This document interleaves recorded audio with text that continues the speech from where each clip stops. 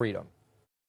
This is just two of the ones that's on my desk. District Attorney Ricky Babin is trying to wrap his brain around something that he says makes absolutely no sense. Damn it, life in prison is life in prison. Over the past 30 days, he's had 2 life would get out of prison. These pictures are from a gruesome 1986 murder in Gonzales. A lady who was a waitress was leaving a restaurant late at night, had car trouble.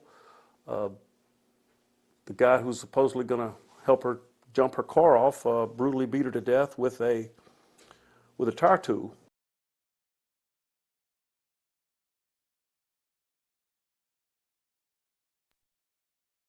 All right. Good morning. The park board is reconvening. We are at Louisiana State Penitentiary. It is Monday, June 5th, 2023, and it is 11:03 a.m. Would the staff there at the penitentiary please introduce yourself for the record? Deputy Warden Rochelle Ambo. Regional Admiral classification. Carmen Shipley, offender records. It's everybody? Yes, ma'am. All right, thank you. And we have before us Mr. Derricks. Would you introduce yourself? Tell us your name and your DOC number. Jerome Derricks, 113381. Right, and counsel, would you introduce yourself, please? Good morning, Emily Lubin on behalf of Mr. Derricks. Okay, and we'll let you wrap it up for us at the end. Yes, please. Thank you. All right, let me, before we get started, I want to recognize the folks who have joined us.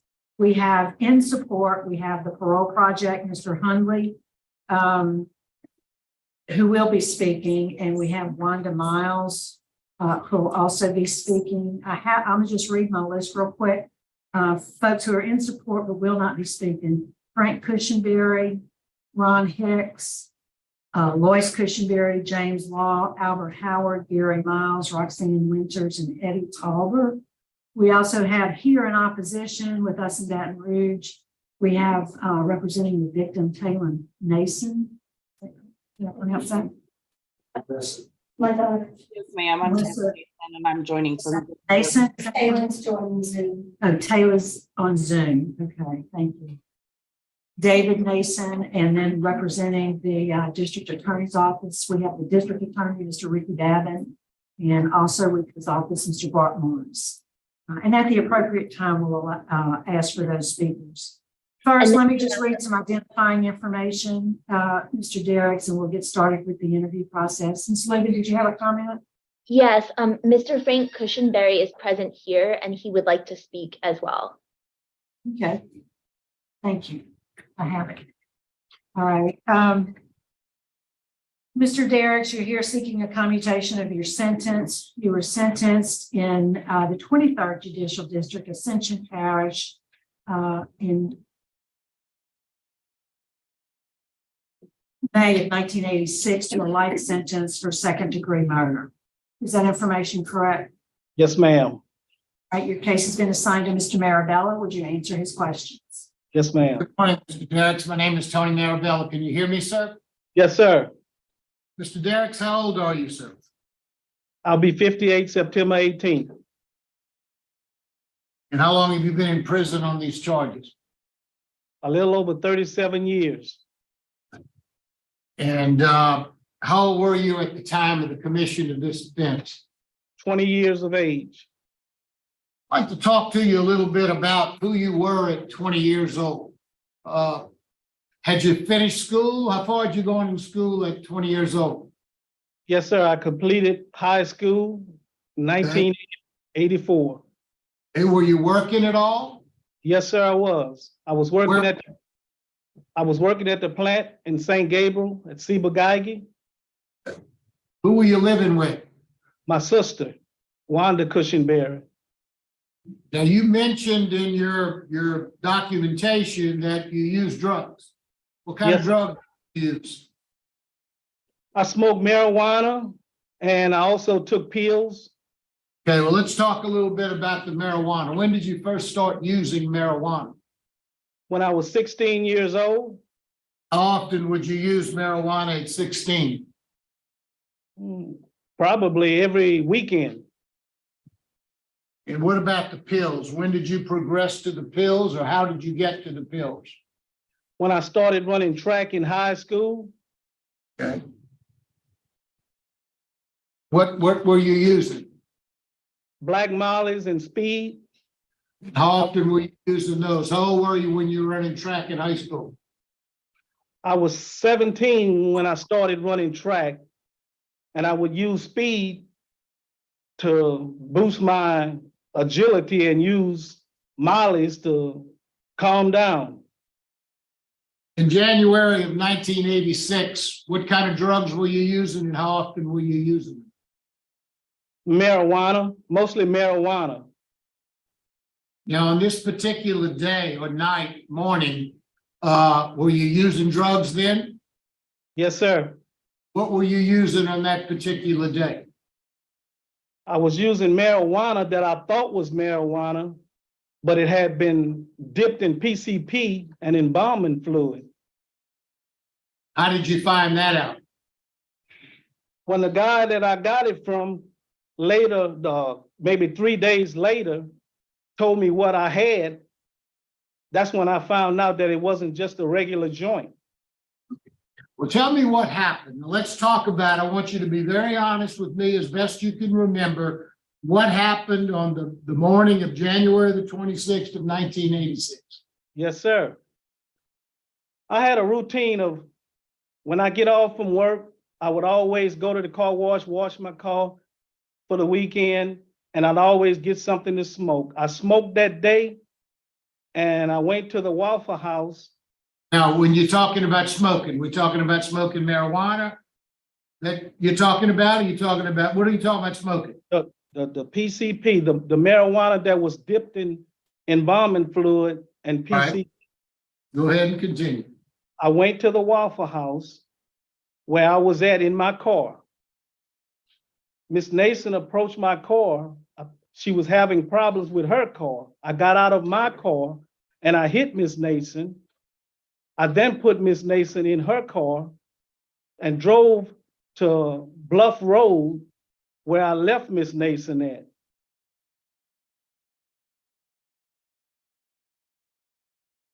Tell me why you did this.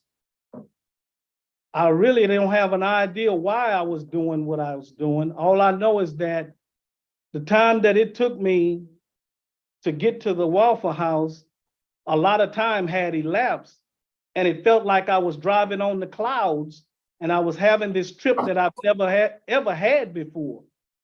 Because I was used to smoking marijuana, but I did not know what this stuff was, and I just didn't really know where I was at. I don't know Miss Nason, never knew her, never seen her, never even went in the Waffle House. What did you beat her with? A tire iron. Where did you get the tire iron from? I had the tire iron in my car when I left the car wash. And I remember having the tire iron inside where I was at when I left, because while I was going through this trip, it's like things were attacking me. I was just out of my mind. After you dumped her body in the woods, what did you do then? After I left Miss Nason off of Bluff Road, I got back into my car, in her car, and went back to my car and just drove around until I wind up back at my sister's house and passed out. And when I woke up a day and a half later, she told me what did I smoke to have me in that type of condition. And I told her that I had smoked this stuff and it just took me on a trip. Let's talk a little bit about how long you've been in, what you've done while you've been in jail. Before you came to prison, did you get any sort of treatment for your marijuana use or your use of the pills? No, sir, I didn't. Were you drug tested regularly at your job? On the streets, no, sir. Well, didn't you say, where were you working at? I was working for a construction company at Ciba-Geigy. We did labor work. And that's where I was working at the time of this. They didn't drug test you at all? No, no, sir. Oh, okay. So let's talk about what you've done while you've been in prison. What kind of programs have you taken since you've been in prison, dealing strictly with substance abuse? We'll talk about other things, but right now dealing specifically with substance abuse.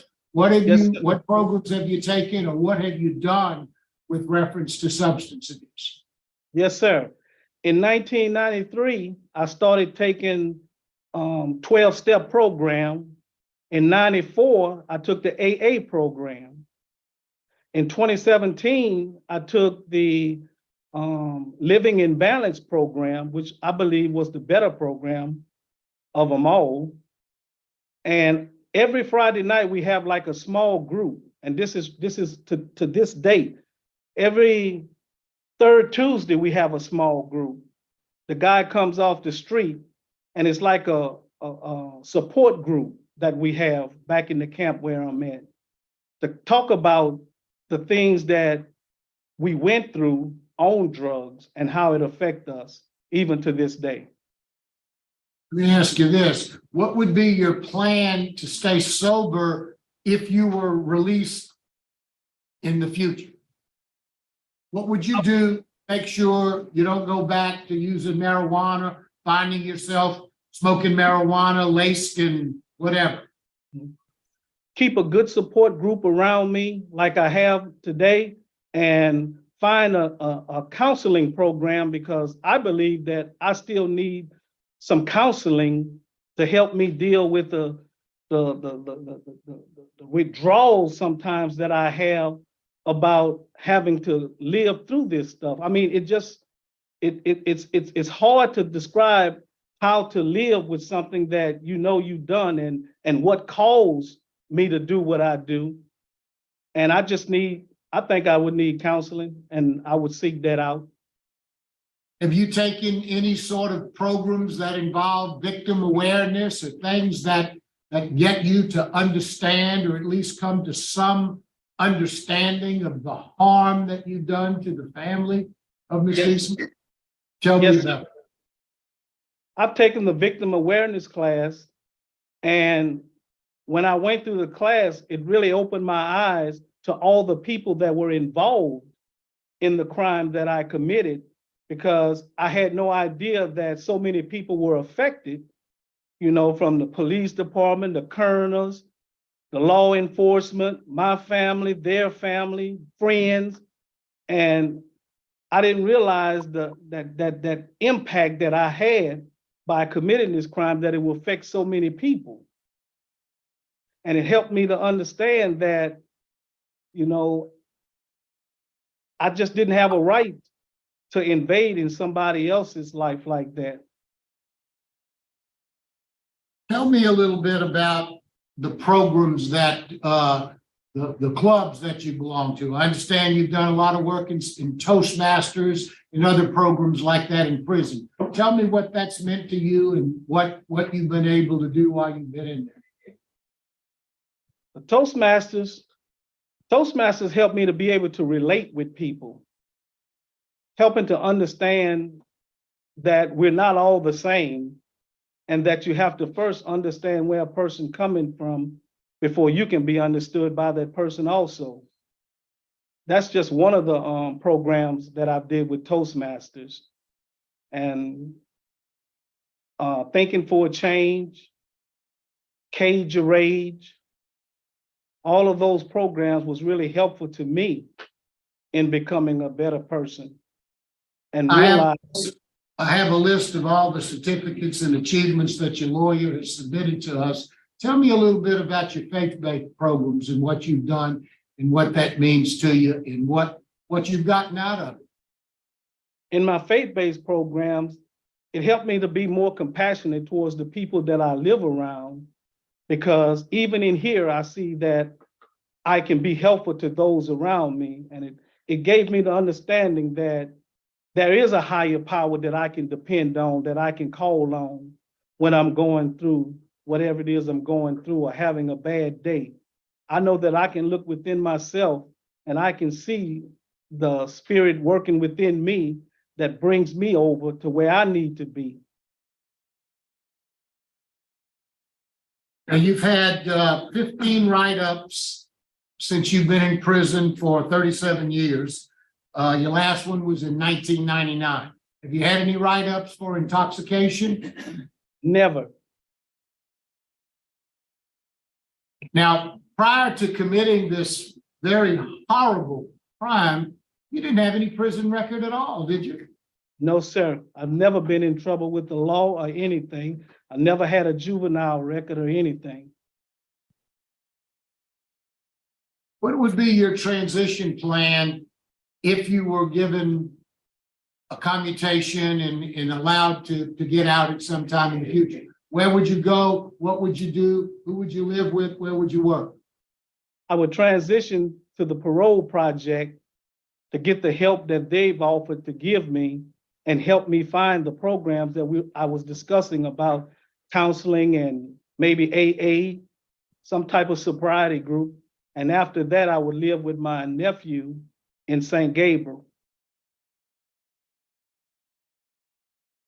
Now, Mr. Derricks, very understandably, you have a lot of opposition against your release. There's nothing you can do about that. Family of the victim in this case is adamant about your release. They certainly don't want you out. Law enforcement, very understandably, is adamant against your release. There's nothing that you can do about it, but that's something that needs to be said, needs to be put on the table.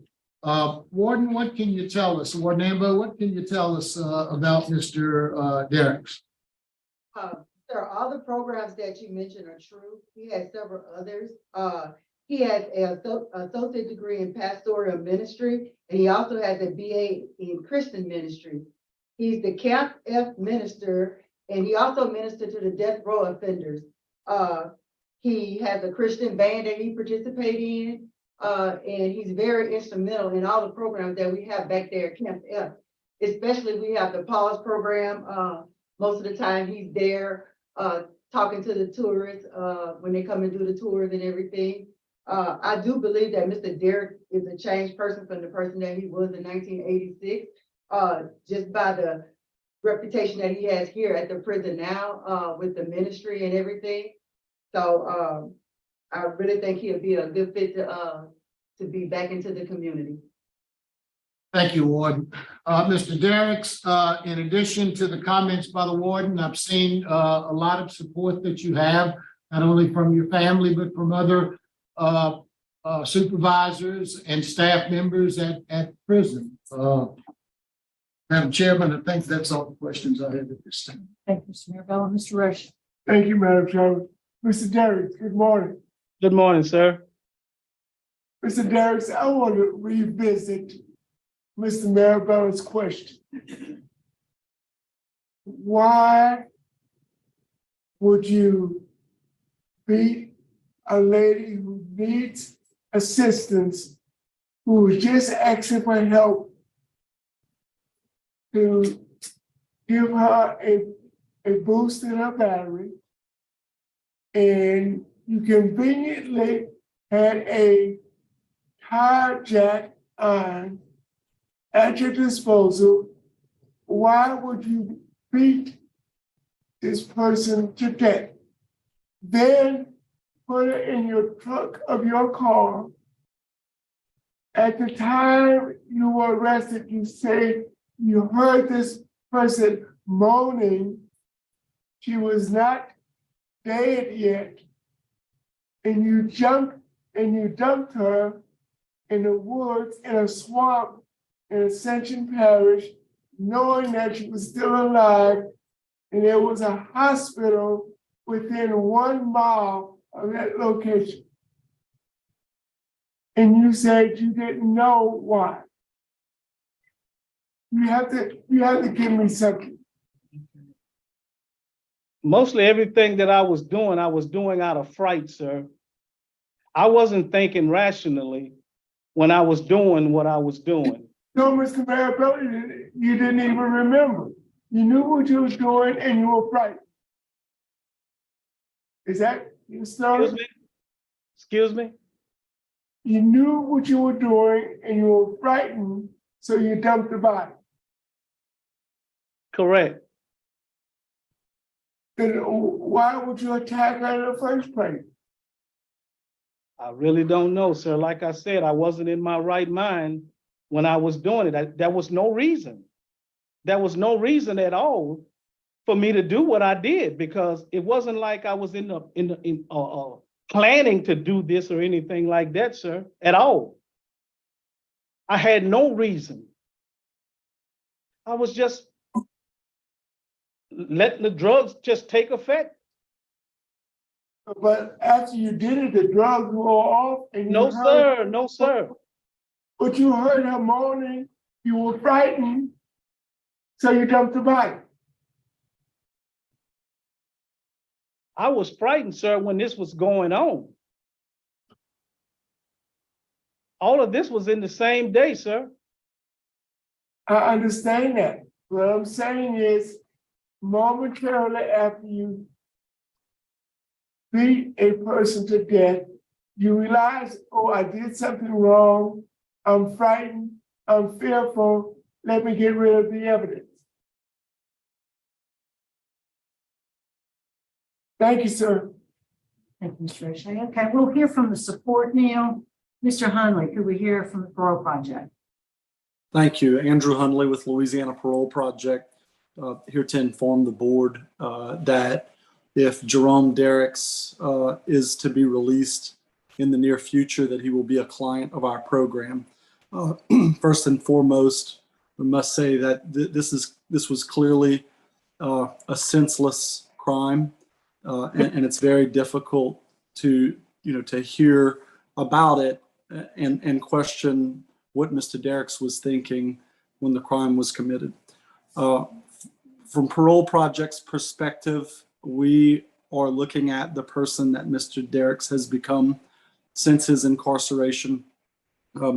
Went to prison at the age of 20, and he's been there for 38 years. For 38 years, he has demonstrated a record of growth and rehabilitation. I know Ward Nambo and the board clearly has described the programs and the jobs that he has. I think what I should highlight just a bit more is the level of community service, for decades that he has provided in his role in the chaplains department. But overall at Camp F, he has been viewed for years and years as a mainstay and a leader at Camp F. And we feel very confidently, if Jerome were to be released, that not only would he be a law-abiding, tax-paying citizen, but that he would be the same person that he is at Angola at Camp F in his new community. If he is released, Parole Project commits to providing him case management, giving him that initial housing, and also assisting him in his reintegration into the community. Your consideration is appreciated. Thank you. All right, thank you. Mr. Frank Cushenberry.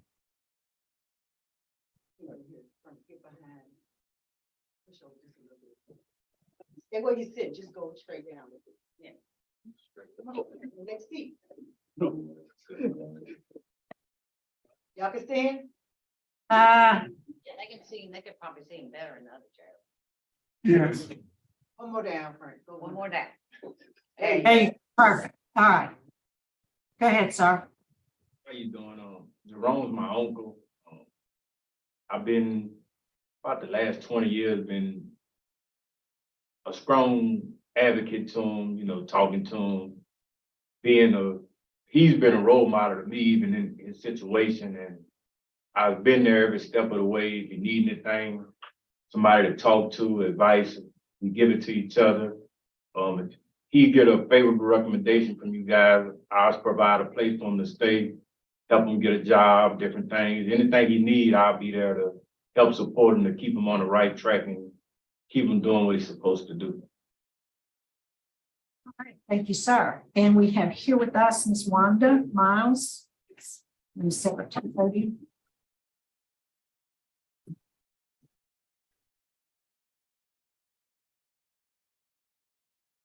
say good morning. And well, today I'm here on my brother Jerome Derrick's behalf. And I will say at 20 years old, what the person he was back then, he's not that person anymore. I apologize and I'm sorry for the decision that he made, and he allowed the drugs to alter him to do something of that nature. But he has a great support. He has a strong value. It's almost like while he was placed there, God got his attention to do and get on the track that he should have been on. Had he not wavered, he would have been a better person and not in here in this situation now.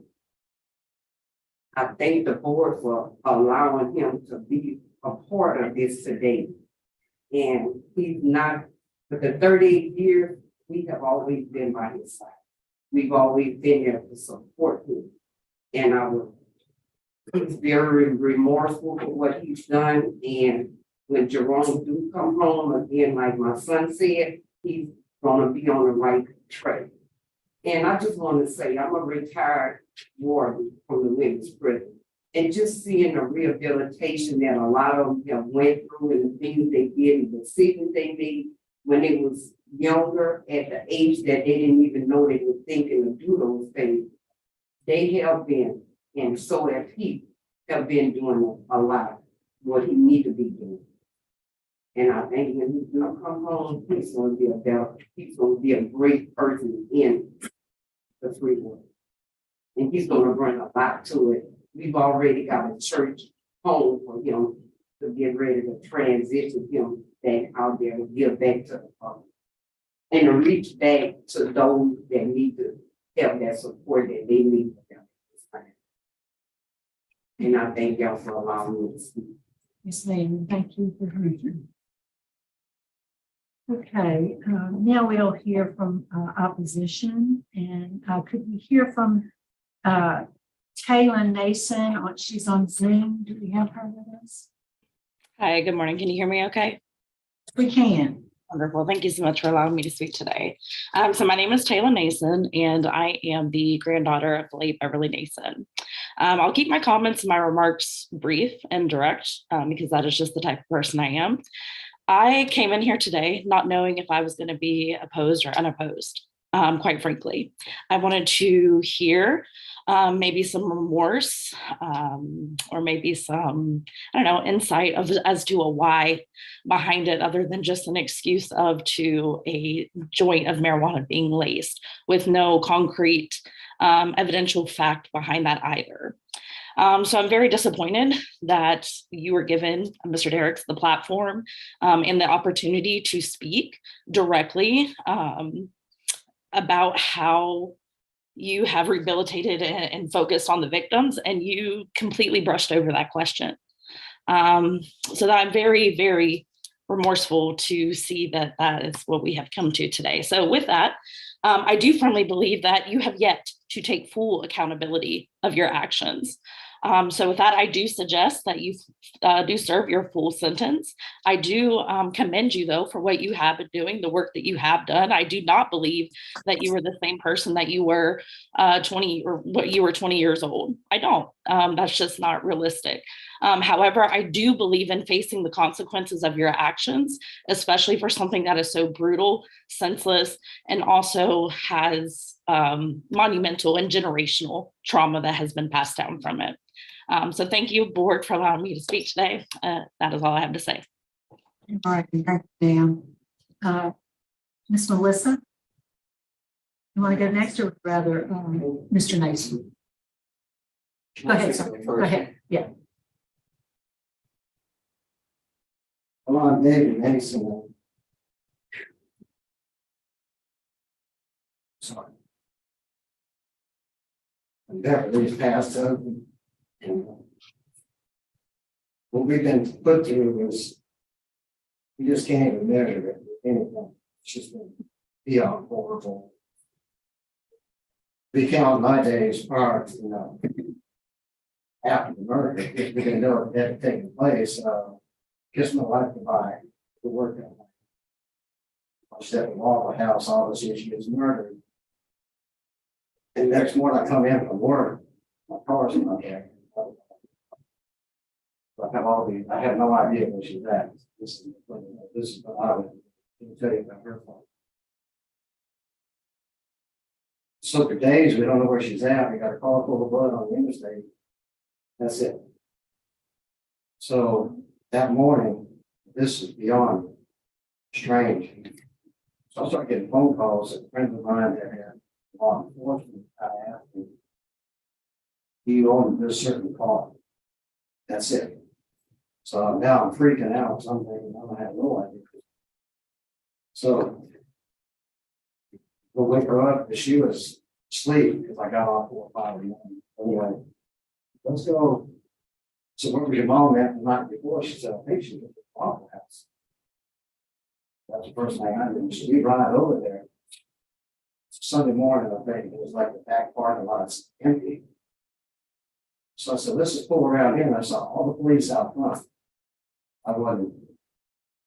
So we get out. She starts screaming on her side of the truck. She goes, oh my God, I just stepped in mom's blood. And can you imagine this whole parking lot? We park in the spot that my wife's car was in. So, man, it's crazy. She's stepping in the blood.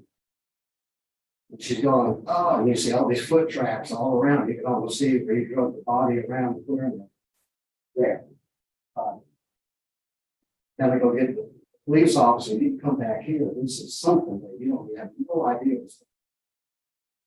Okay, so then things kind of start picking up and finally they identified who did it. But for a week, I don't know where my wife is. And that's just, you just can't imagine because you don't know what happened to her. You just got pieces of it. It's just, you know, it's not good. It's blood everywhere. Slaughter that happened. And this is the guy that did it. So, you know, we got grandkids that will never see her, you know, all this generational stuff that you never going to happen. We don't have any reason why it happened. It's just beyond comprehensible. One human can do that to another. Wow, he's supposed to be helping her. It's crazy. I can't make any sense of it to this day. We got to keep coming back here. It's really making me mad. It's why we come back here. We cut a deal. Kind of. Drop first degree off the charge. Let's do that. He reckoned the life. That's what it said. That was like no gray area. He's going to even get out later. He's going to get anything. It's like in prison. Here I am, second time in 5 years. Trying to keep this guy in prison. Why do we have to do this as a family? Maybe why? Where's the law at? We had the law on our side. I was like, it's turned against us. I hate it. So as a victim, we get to be a victim. Again, we can't put this to rest. We can't. We're going to come back here 5 years from now if something won't happen today that he's got to stay here. So why did her and I got to do this? No, we go home today, we're still going to ride all the way to Florida, thinking we're going to keep doing this until we die. One of us does, and it's just horrible. Why are we going to relive this? This doesn't better. So while I'm happy he's found God, I'll keep my God. I sure didn't know God when he got me. So I can only buy into so much of this success story. I was saying that he's a new guy, he's become one with the Lord and doing the Lord's work. Can't take away part of that, but that's still the guy that really would be my wife today. So how can I sit here and go? Sure, let it go. He's never going to do that again. Who knows in his courtroom? Not. That's it. Thank you. Thank you, sir.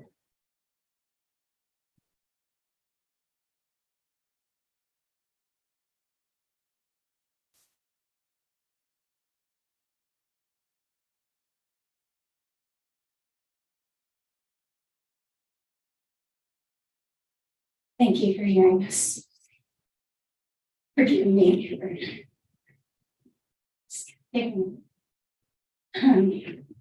My name is Melissa Nason.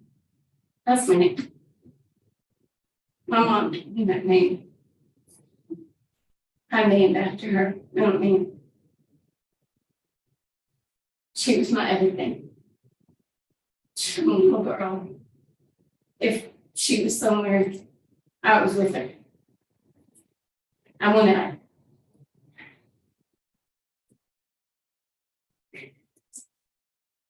Jerome Derricks took my mother from me brutally, violently, horrifically. Today we stand here all with a voice, but she doesn't have one. We have to be in that voice for her.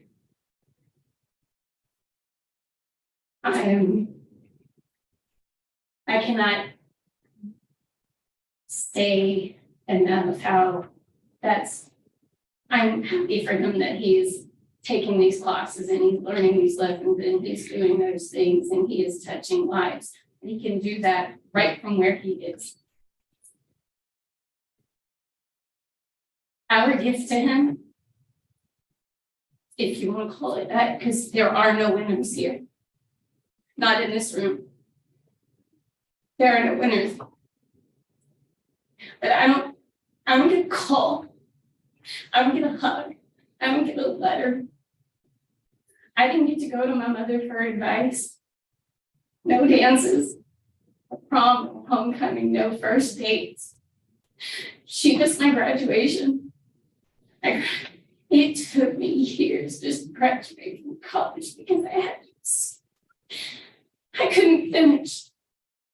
The trauma was awful, and I still finished. So I can make her proud, even though she couldn't be there with me to watch me walk. I gave birth to 3 beautiful children. And you know who was there to hold my hand? A nurse. She never got to hold any of her grandbabies, see her great grandbabies. Nothing. She doesn't get anything. She wasn't allowed anything. She was breathing. Still had the opportunity to a life. One different attorney could have dropped her off at a hospital. I could still have her. Instead, my father has to identify an absolutely unidentifiable body. A blood-soaked car.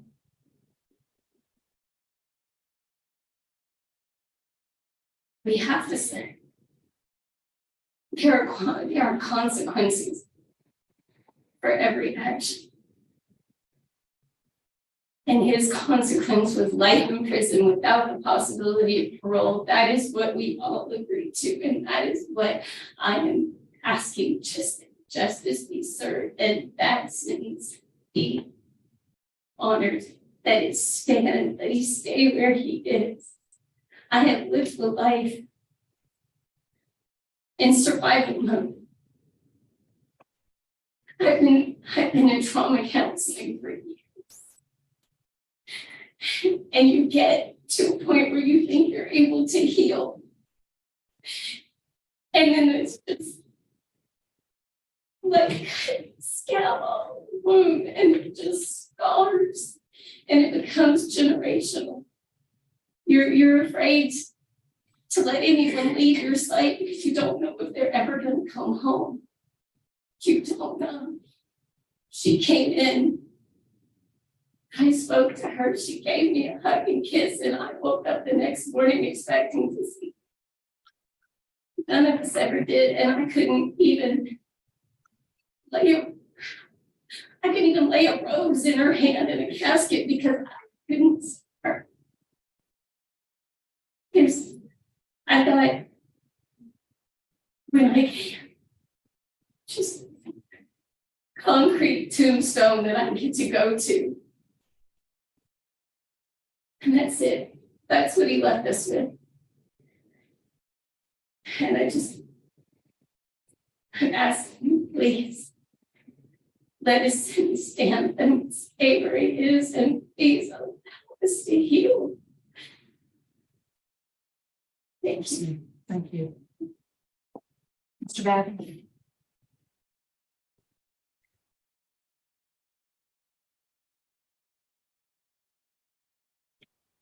Morning, honorable members of the board. Appreciate the opportunity to be able to speak before you. I rise today in opposition. This gentleman's rule. Let me see. This crime occurred in 1986. In 1986, I was a senior at LSU undergraduate. So, trying to piece together what happened in 1986, author this old, has always been a challenge. But what I could decipher is a few things. Number one, I made an error whenever I filed an opposition paper with this board. I said, this lady's daughter was a young child. She was 15 years old. She was a young child to be. But as I was sitting here thinking, listening, I was like, you know, it's even more traumatic for her being 15 because she was 2 weeks old, 2 months old. What does a 2-month-old know? This girl actually had to live through the investigation, the identification, the trauma. She was a teenager. It soaked in up.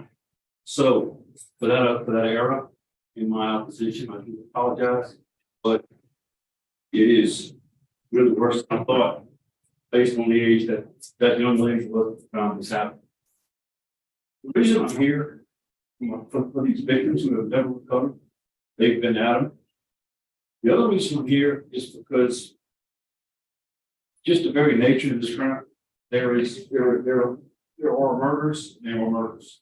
All murders are evil and they're terrible. This one, and I think it's been addressed by this board. For what?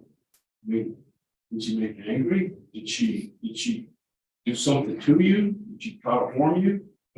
She walked up to his car, asked for help. No problem, I'm gonna help you. Pull out a tire to beat her to death. Put her in her car, got into her car, drove out of the parking lot of that facility, instead of turning left and going half a mile to the hospital, turn right, dump the body in a rural part of Ascension Parish to the swamp. And at the time he dumped the body, she was alive. She was gasping, whimpering. That's his testimony, not mine. That's what his statement said. And I prior for these, I used to try to talk to the detective. And the detective in this case is now retired, but he's told me about this case. He said, "This is a case I'll never forget." And I'm like, "Why? Was it the nature of the victim?" He said, "No." He said, when we discovered the body, she had leaves and sticks in her hands, grasped, like clutching life. He said, that's just something, that thing was something that never makes me forget. That's the reason I'm here. This is the heinous crime. He was charged with first-degree murder. In 1986, he pled guilty to second-degree murder. Death penalty was taken off the table and he's paid for life imprisonment sentence. These people were asked to give by my predecessors. I wasn't in this, I wasn't around it. But apparently, he talked to them and said, "Look, let's do a second-degree murder, life in prison." So they gave a lot. They gave death penalty, life in prison. And now that those goalposts being asked to be moved again, and that's just something they cannot take. I, with my victims, am happy that this gentleman is finding God and doing some of those right things. But when my victims set them out, well, you can just as easily do that where there is consequences for those actions. This beautiful lady just got off of work at a car problem, walked up to somebody for help. And I would also ask you, before you decided to look at the facts, he said that he was on a vendor that smoked some weed that was laced with other. Actually, he had left the bar room, driving home, said he had car trouble, parked in the parking lot and was actually sleeping. And that she actually woke him up to ask for help. So I don't think that exactly dovetails into that. He was supporting the drug to the point that he lost his mind. That also, that is not in the statement. So that's new evidence. That's I must have missed it. What I reviewed, I didn't see it. In any event, I want to thank the board for letting us speak, and see you all. Thank you. Yes, sir. Thank you. All right, Mr. Derricks, is there a statement you'd like to make before we turn it over to Ms. Luder? Yes, ma'am, Ms. Remarks to the board. Yes, ma'am, Ms. Renatson. First, I would like to apologize to the family for the hurt that I've caused. And I know that truly this was a horrific incident that was perpetrated by my hands. And I don't know what else I could do to show my remorse. 5 years ago, when I was on the board, I was terrified of even sitting here before the board. And Judge Combs got my mind together when he told me that I was almost there, and I didn't understand what he was telling me then. But those 5 years, I had to reflect on what he was actually telling me. And I now realize that what he was telling me is that I had to own up to what I did and understand the hurt that I had caused this family, and to take full responsibility for that. And I did that, and I made a promise to stay on the path that I was on, and that I would help those that I come in contact with, because I know that there's still purpose in my life, and I wanted to show that. And I didn't just want to be another statistic, just somebody being in prison. I wanted to be somebody that could make a difference, whether I'm in prison or not, because I truly know the person that I am, and my family knows that I'm not a bad guy. I did a bad thing, but I'm not a bad guy. And I just, wanted people to understand that I don't want to be remembered as a murderer, but that's what I'll be remembered for the rest of my life. And I have to live with that. But even though that I would be labeled that, it doesn't mean that I have to let that become my reality, and that I can still be good in this world and do good to others and help those that I know that needs help. And I'm truly sorry for what I did, but I would just hope that you would see me for the man that I've become today and what I strive to be tomorrow. Thank you. Ms. Reagan? Yes, thank you. When I first met Jerome, I was really inspired by him, by his integrity, his honesty, and his true commitment to service. And as has been said, he entered prison at 20 years old, immature, an addict, and really out of control. And he is now matured into a 57-year-old man who is a pastor, a minister, a volunteer to help others, a teacher of classes like victims awareness and the Step Up program, and a leader here. And turning to the crime itself, there is absolutely no doubt this is horrific. It's senseless. It's difficult to hear. I cannot imagine what the family is going through and still impacted by this. And unfortunately, there's no easy answer, and Jerome would be lying to you if he gave a motivation that wasn't there. He was out of his mind on PCP and embalming fluid. He was seeing things, having hallucinations, out of his body, out of touch with his reality. And he committed this senseless act.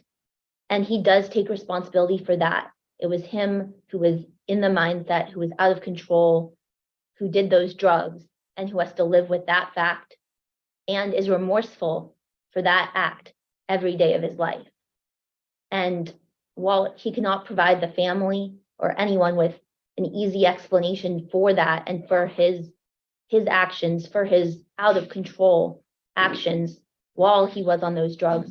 He has committed to changing that, to taking those substance abuse classes, to dealing daily with his problems with addiction, with developing his inner strength in order to not have anything like that happen again. Throughout his time here at Angola, he has given back to others. He makes rounds to check on the elderly. He ministers to death row and to Camp F, conducts multiple services a week, works for decades now as a chaplain's clerk and an inmate minister since he was in the first class of the New Orleans Baptist Theological Seminary. He is an artist, and he uses the art to affect others, as well as a musician with the Camp F Gospel Joy Singers.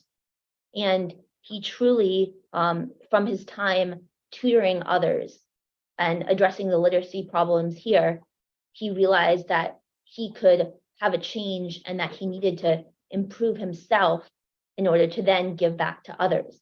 And he has done that. He has improved himself. He is remorseful and rehabilitated. And if he were to rejoin the community, he has his transition plan with the Parole Project.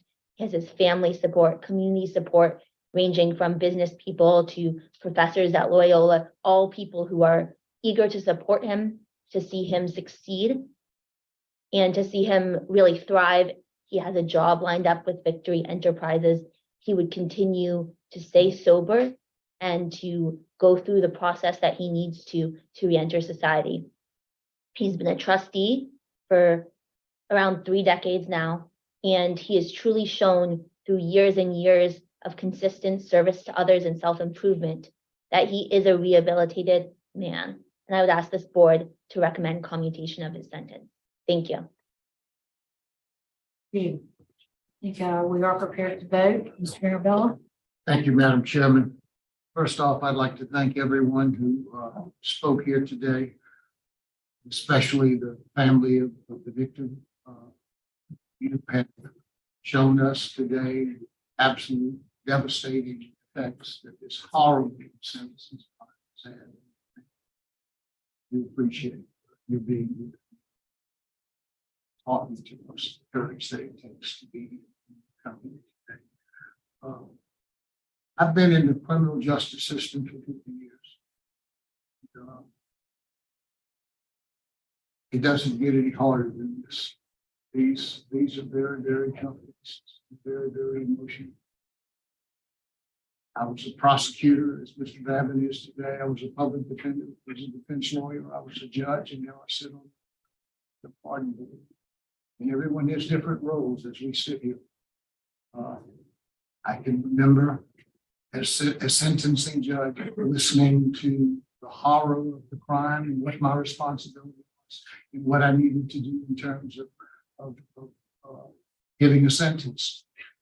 Our role is to look at the facts of the case.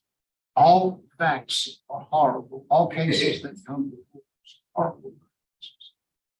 The victims that are suffering day after day after. Our responsibility is not an easy one. Our responsibility is to look at everything, try to make a determination as to whether or not, in this particular case, Jerome Derricks has done enough to earn a commutation of sentence. And as I look at what all he's done, good comments from the board. He's taken excellent programs. He's a low risk, been in prison for 37 years. He's got a good disciplinary record. He's got a good reentry. He has never been in trouble before this horrible crime. It is senseless. It doesn't make sense as to why he did it. Looking at all of those things, taking all of those things, he said, my vote today is going to be recommended to the governor. Sentence to 99 years. Mr. Freeman? As Mr. Barabella said, it's hard for me personally to wrap my arms around why, period, as why. You know, usually there's always a reasoning behind these crimes, whether it be jealousy or whatever, anger, something. But he, from what I know, I mean, he did not even know this lady whatsoever. And it just snapped and he did it. It's a tough, I mean, I really, I mean, he's done excellent in prison. But at what point has he not done enough? My vote today, I'm going to vote to deny. Mrs. Jackson? Mr. Derricks, you know, your case is unique in the sense that, you know, when people say, I'm not the same person I was, you know, when I came in, but you actually are the same person that you were. You had gone to high school, you had graduated, you participated in sports, you've never been in any trouble a day in your life. You were working, you were being responsible, except for the fact that you were using marijuana. And people using marijuana during that time frame, or even this time frame, does not rise to the level of making a person a horrible person. You know, obviously when I looked at the case, I'm thinking, why? There's no evidence that you robbed the victim. There is no evidence that you committed any kind of sexual assault to the victim. And the only thing that makes sense to me is that you were under the influence of a hallucinogenic that caused you to respond in the way that you did. You know, I was a judge also for 28 years, and one of the last cases that came through my court was a man who stabbed his own little boy to death while being under the influence of mojo. Had been a great father. And so I know that it is possible for someone to do something under the influence of a hallucinogenic that they would never do at any other point in their life. And so I don't believe that, you know, you came in as a monster and somehow changed. I think you had been a good person. You were doing all the right things. And unfortunately for you, but even more unfortunately for the Nason family, you got a hold of something that changed the trajectory of your life.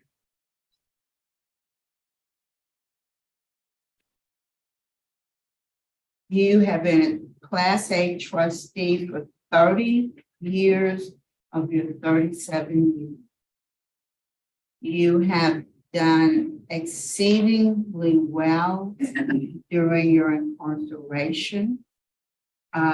You have not negated in any way what you did.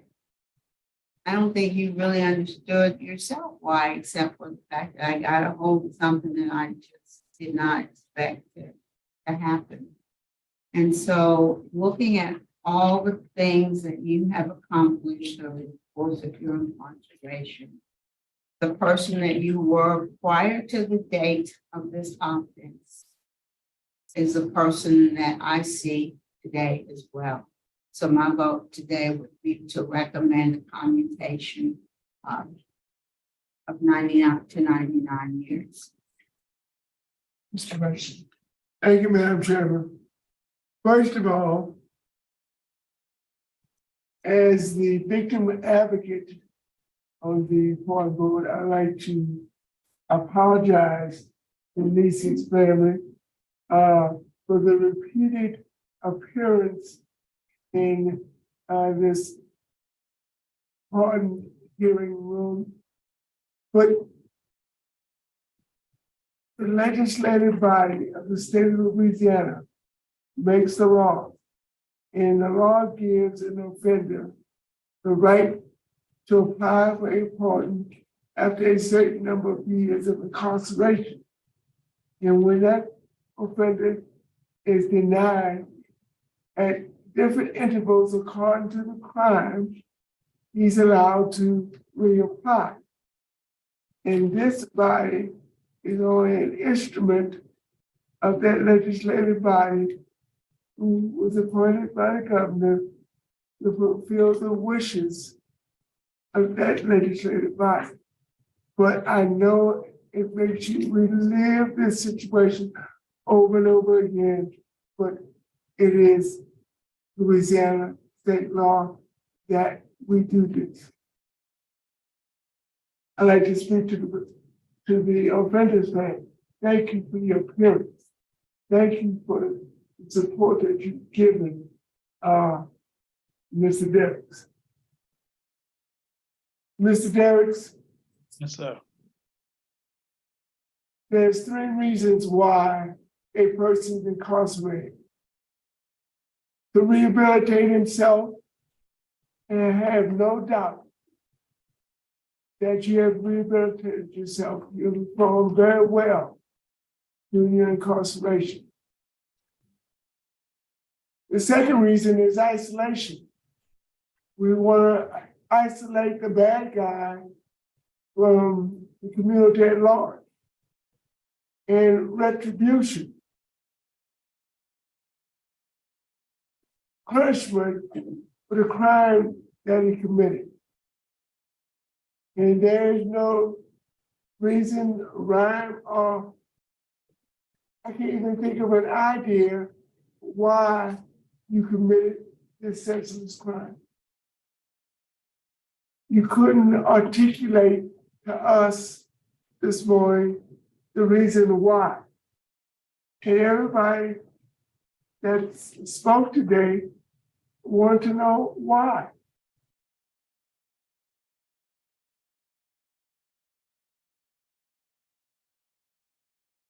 Mr. Derrick, I think you don't know the reason why, or the crime was so egregious that your inner being won't allow you to articulate the reason why. But that doesn't matter, because the crime was so violent, the crime was so egregious, you were aware that the victim was still living. You could have made a turn the opposite way and dropped off at a hospital, and you didn't. Based upon the violent, egregious nature of the crime, overwhelming express opposition from the whole legal community, the judge, the DA's office, law enforcement, the adamant opposition of the victim's family, my vote is to deny your request. Thank you, Mr. O'Shea. All right, Mr. Derricks, you've got a split vote, 2 to grant, 2 to deny. So you know the outcome of today's proceeding is your application for clemency has been denied. Good luck to you.